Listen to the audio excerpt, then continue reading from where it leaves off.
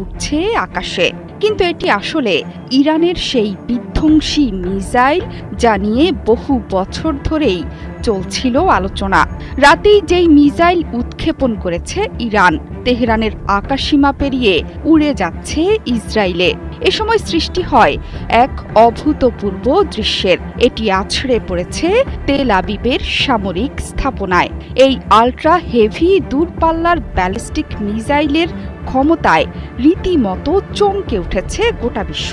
Operation true promise 4-এ ইরানি missile সেজ্জিলের আকাশে মহাকাশযানের মতো উড্ডয়নকে ঘিরে তৈরি হয়েছে তুমুল চাঞ্চল্য।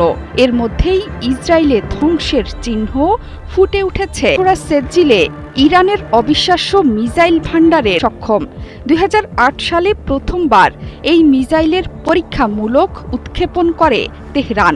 এমনকি 2021 ইরান তখন থেকেই ভবিষ্যতের আক্রমণে সুপারসনিক এবং ব্যালিস্টিক দূরপাল্লার শক্তিশালী মিসাইলও ফাত্তাহ 1 ঘণ্টায় 16,000 থেকে 18,500 কিলোমিটার গতিতে আঘাত হানতে সক্ষম। এছাড়া ইরানের আছে বিশাল ড্রোনের বহর। পুরো মধ্যপ্রাচ্য জুড়ে থাকা মার্কিন স্থাপনায় আঘাত হানছে শক্তিশালী মিসাইল আর ড্রোন।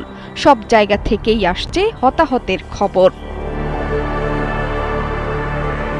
এর মধ্যেই ইসরায়েলে ধ্বংসযজ্ঞের ভিডিও ছড়িয়ে প্রাচ্যে মার্কিন ঘাঁটিগুলো লক্ষ্য করে অনবরত আঘাত হানছে